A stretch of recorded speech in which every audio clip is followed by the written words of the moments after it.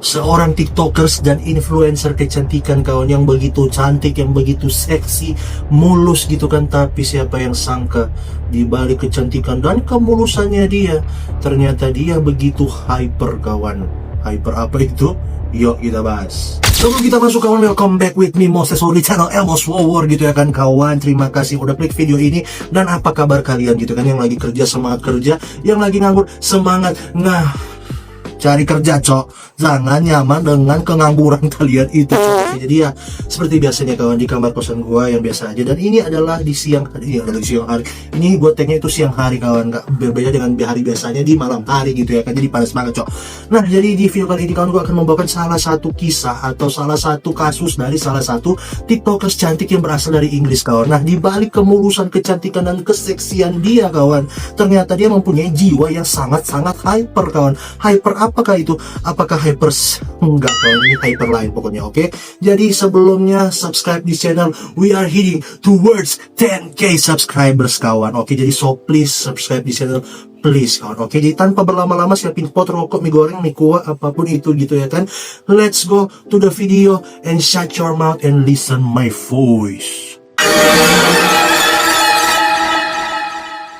Jadi kawan, cerita ini bermula atau terjadi pada salah satu kota kecil yang berada di Inggris yang bernama kota Leicester kawan. Nah kasus ini itu terjadi di tahun 2022 kawan. Nah di tahun 2022 di Leicester ini, bukan cuma di Leicester sih, di seluruh dunia di tahun 2022 ini kawan, ini lagi rame lah dengan influencer TikTok atau tiktokers gitu ya kan, yang suka memamerkan gaya hidup mewah mereka kawan. Jadi lagi rame lah di saat itu kan, tahun 2022.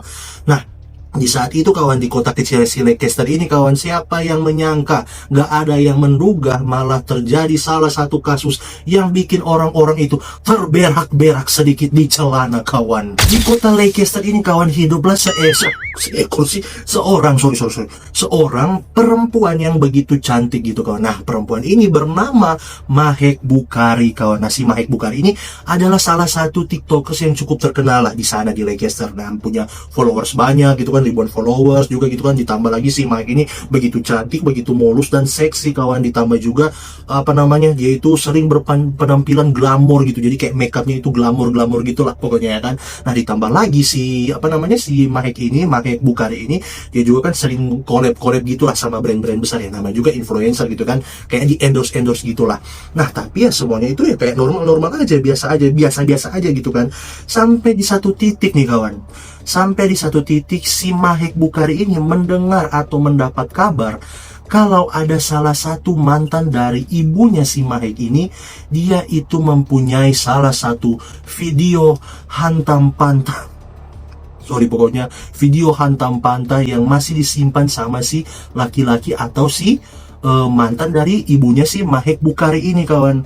Dan dari situlah, semenjak dia mengetahui tentang video ini masih ada di salah satu mantan dari ibunya, disitulah semuanya berubah kawan.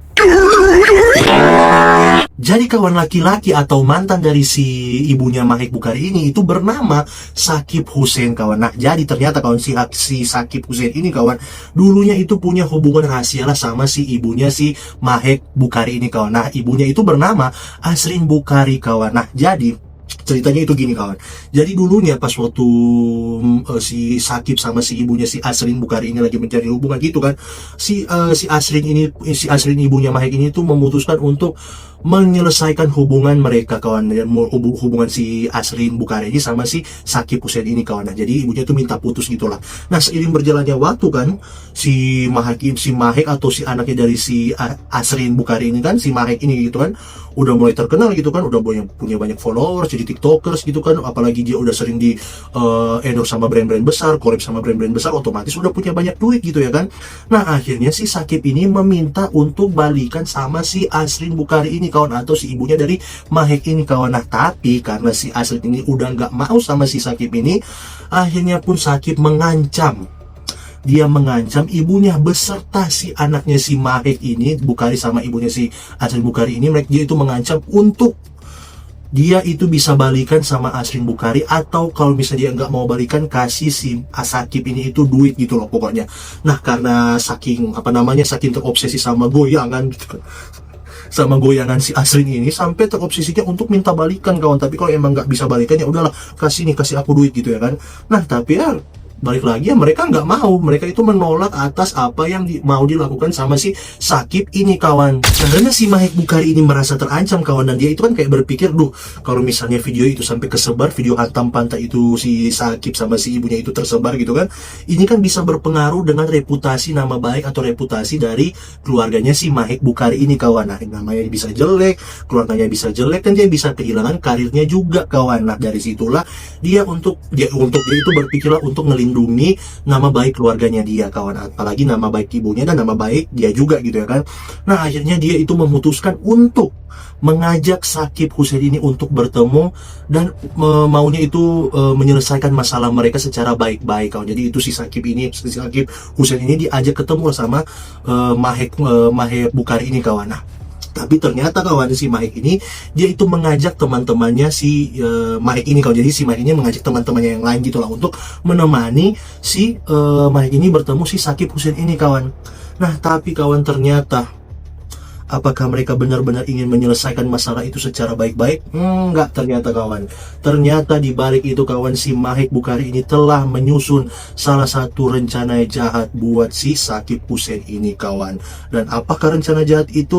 Ya kita masuk pokoknya. Nah jadi ini kawan, ini agak berlompat ke malam hari kawan. Nah di malam hari ini kawan, polisi itu menemukan salah satu mobil itu kawan yang sudah terbakar hangus, pokoknya udah terbakar parah lah, hilang, pokoknya bukan hilang sih, maksudnya udah terbakar parah gitulah. Nah pas waktu dicek sama polisi kan, di dalam itu ternyata ada 2 korban kawan, dan bisa dibilang ya udah susah untuk dikenali kawan, karena ya namanya juga udah kebakar gitu kan, jadi susah gitu loh untuk polisi untuk mengetahui siapa sih yang 2 korban ini gitu ya kan. Nah akhirnya kawan, pas waktu dicek-cek sama polisi gitu kan di TKP gitu kan, polisi menemukan salah satu handphone korban kawan yang masih bisa aktif kawan. Nah pas dibuka gitu kan HP-nya, dicari-cari informasi lebih lanjut, polisi menemukan salah satu voice note kawan. Nah, dan tanpa disadari kawan, ternyata voice note ini menjadi salah satu bukti penting yang akan memecahkan kasus dari terbakarnya mobil ini atau atas kematian 2 orang di dalam mobil ini kawan. Nah, di sini pasti kalian udah berpikir, udah ketemu jawabannya kan? Belum kawan. Nah, di sini plot twistnya kawan. Nah, jadi pas diselidikin sama polisi gitu kan, voice note yang tadi kawan itu pas didengar sama polisi itu kayak dikirim sama teman korban gitu ya kan. Dan di suara di voice note itu kayak dia itu meminta tolong kalau dia itu lagi dikejar sama 2 mobil kawan secara brutal kawan. Dan akhirnya mereka jadi terjadinya kejar-kejaran gitu lah ya kan. Nah, pas dicek juga di riwayat teleponnya si HP ini kawan, tuh HP-nya si korban ini kan kawan, di situ ternyata mereka sempat menelpon polisi kawan, tapi ya udah terlambat gitu kan. Dan pas waktu dicek sama rekaman polisi gitu kan, dicek lagi gitu kan, di dalam telepon itu kawan, ternyata mereka itu meminta tolong sama polisi kalau mereka itu dikejar gitu sama 2 mobil gitu kan secara brutal. Dan ya mereka terlihat sangat panik gitu kan, sangat ketakutan gitu kan. Aduh pak, tolong pak, kami dikejar pak sama polisi lagi. Kami dikejar pak sama 2 mobil yang kami kenal gitu pak, kami sangat takut karena mereka bilang mereka udah keluar masa Banadoku, karena mereka bilang mereka pengen bunuh kami pak, tolong kami pak, gitu katanya si korban ini kawan. Jadi 2 orang gitulah kawan. Nah kalian ingat kan masalah yang mobil yang gue bilang tadi di awal kan kawan, pas waktu dicek kawan, ternyata betul kawan, di dalam mobil itu ternyata adalah si Sakib Hussein dan satu temannya yang bernama Hasim kawan. Dan betul-betul ternyata mereka berdua yang menjadi korban terbakarnya mobil dan menghangus dibakar api lah gitu kawan. Dan pas waktu dicek juga kawan, ya betul ini ulah siapa? Ulah dari Mahek Bukhari dan geng-gengnya itulah pokoknya kawan. Dan ternyata kawan, yang bikin mind blowing dari kasus ini kawan, semua rencana untuk menghilangkan nyawa dari si Sakib ini kawan, itu semua terstruktur, semua tersusun secara rapi kawan. Udah kayak film trailer cok. Dari masalah koordinasi, ada chatnya, sampai ada setupnya untuk mobil untuk nabrakin si mobil Sakib ini. Pokoknya semua udah kayak film action gitu lah, pokoknya udah terstruktur banget gitu lah, yang dibuat sama si Mahek Bukhari dan geng-gengnya gitu lah, teman-temannya si Mahek Bukhari ini kawan. Sampai akhirnya kawan semuanya terbukti atau terbongkar lah di pengadilan kawan. Nah di sini ada salah satu fakta kawan, ternyata si Mahek Bukhari ini tuh dia beraksi bersama 7 teman-temannya kawan. Nah di sini mereka nggak nyebutin siapa-siapa aja, tapi pokoknya 7 orang kawan, dan ditambah si Mahek jadi 8 orang kawan. Nah mereka itu mengejar lah atau memburu mobil si Sakib ini dengan kecepatan 150 km per jam kawan. Buset, udah benar-benar kenceng banget. Emang udah benar-benar kayak film-film yang action gitu loh pokoknya. Nah sampai di satu titik si mobil si Sakib Sakib ini karena Sakib mungkin udah panik gitu kan, dan tambah juga kecepatan mereka yang sudah tidak bisa terkontrol gitu kan karena saking paniknya. Akhirnya mereka menabraklah pembatas jalan dan akhirnya mobilnya pun meledak dan terbakar kawan. Dan ya mungkin karena mereka juga mungkin terluka parah gitu kan, nggak sempat kabur, nggak sempat lari, akhirnya mereka ikut kebakar juga kawan dan hangus di situ kawan. Dan ya kawan, di sini pasti lo mikir kayak, lah kok bisa TikToker secantik itu, yang seseksi semulus itu bisa melakukan hal ini? Ya udah pasti ini benar-benar terjadi kawan, karena semua itu terbukti dari masalah chat di grup gitu kan, CCTV, sampai rencana mereka ngebuat untuk merencanakan pembunuhan ini atau pemburuan ini terhadap si Sakib ini, itu kawan benar-benar ada kawan. Oh no. Dan yang paling bikin gilanya lagi dari si Mahek Bukhari ini kawan, dia itu setelah melakukan pengejaran itu kan kawan, apalagi pas waktu dia udah tahu mobilnya si Sakib ini udah kebakar gitu kan, dia malah joget TikTok. Dia bikin TikTok gitu kan kayak biasanya gitu kan, seakan-akan tidak terjadi apa-apa, seakan-akan tidak bersalah kawan. Buset. Nah, Mahek cantik-cantik, seksi-seksi, hyper juga. Nah, ini yang gue bilang hyper, bukan hyperset. Akhirnya kawan, setelah penyelidikan berbulan-bulan kawan, akhirnya si Mahek Bukhari dan si Asrin, ibunya Mahek Bukhari ini, Asrin Bukhari ini, mereka divonis hukuman penjara seumur hidup kawan. Nah, hakim bilang kalau pembunuhan ini itu bukan kecelakaan kawan. Pembunuhan ini bukan kecelakaan, maksudnya kejadian ini atau kasus ini tuh bukan kecelakaan, tapi ini benar-benar adalah salah satu perencanaan atau pembunuhan berencana yang dilakukan sama ya si Mahek sama si Asrin ini kawan. Kasus ini kawan akhirnya membuat masyarakat atau publik di Inggris itu menjadi shock dan terberak-berak sedikit di celana kawan. Karena apa? Ya karena masalahnya ini mereka berpikir mungkin ada followersnya dari si Mahek Bukhari ini gitu kan, apalagi fans-fansnya dia gitu kan, mereka kan berpikir kok bisa gitu kan, orang yang mereka sanjung-sanjung, orang yang mereka sukai, menjadi favorit mereka, yang cantik, yang seksi, yang mulus gitu ya kan, yang glamor, yang suka collab sama brand-brand besar, kok bisa menjadi terduga kasus pembunuhan kawan, kok bisa gitu kan kawan.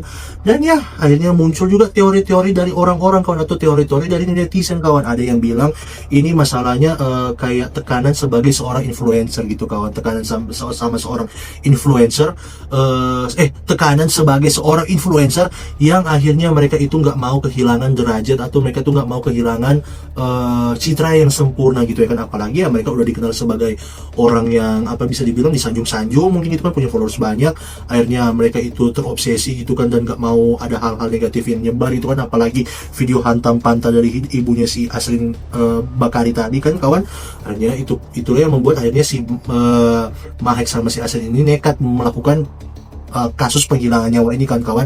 Tapi ya, tanpa mereka menyadari ya malah inilah yang membuat akhirnya mereka menjadi rusak gitu, nama mereka jadi rusak gitu kan. Coba maksudnya ya agak susah juga sih kalau mereka, kenapa nggak dikasih duit? Iya, kenapa nggak dikasih duit aja gitu kan? Nggak tahu lah. Akhirnya kawan, tempat kejadian atau TKP yang atas meninggalnya si dua korban tadi, si Sakib sama si temannya, siapa sih namanya, gue lupa, pokoknya si temannya tadi itu kawan, itu menjadi tempat yang sangat, ya bisa dibilang banyak orang yang sedih gitu kan. Dan tempat itu dinamai kematian A46 gitu ya, pokoknya bahasa Indonesia gitu lah, pokoknya kematian A46 gitu lah.